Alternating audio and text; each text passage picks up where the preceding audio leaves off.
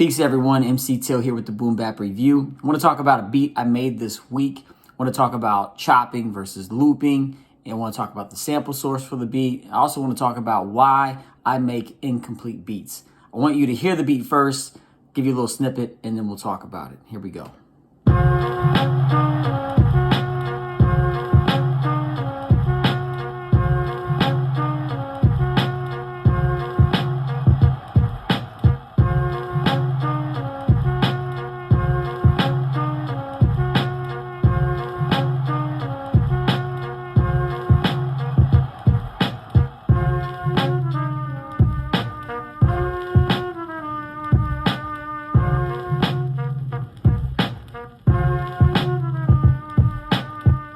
All right, so that beat drew its sample source from Lee Morgan, one of my favorite jazz artists of all time.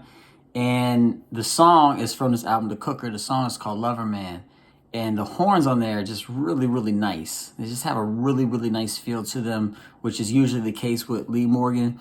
And so when I heard that song, I thought, man, I have to play around with these horns. And I did. And I didn't really loop. It wasn't a lot of looping. I just kind of chopped some stuff.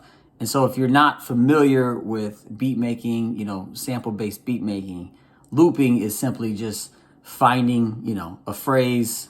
I don't know the correct terminology, but finding some music and just looping it. So you just take like 4 or 5 seconds from something you hear. You don't alter it too much. You don't really change it. You just loop it. And so it just plays over and over and over again. And then, you can add drums or you can add other loops or other sounds to it.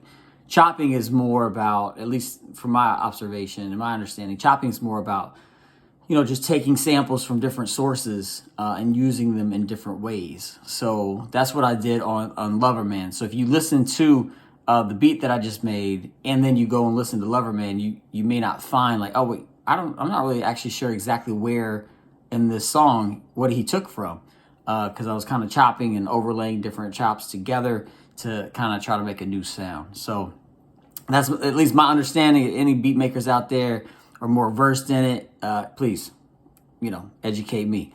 The other thing I wanted to talk about is how I make incomplete beats.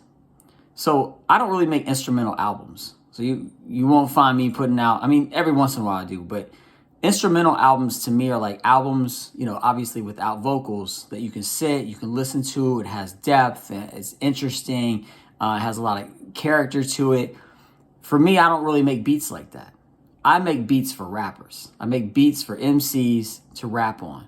And what I love, one of the things I love about the 90s, like more early mid 90s hip hop music, is that the beats were very simple. A lot of my favorite beats of all time were very simple.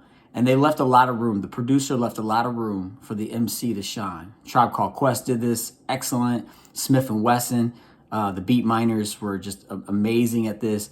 And on and on. There's so many producers and groups and artists back from that era that just perfected the simplicity of the beat with, the freshness of the MC.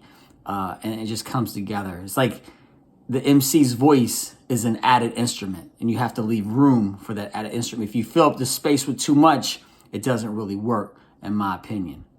So anyway, the sample source, Lee Morgan, love Lee Morgan. The song's called Lover Man.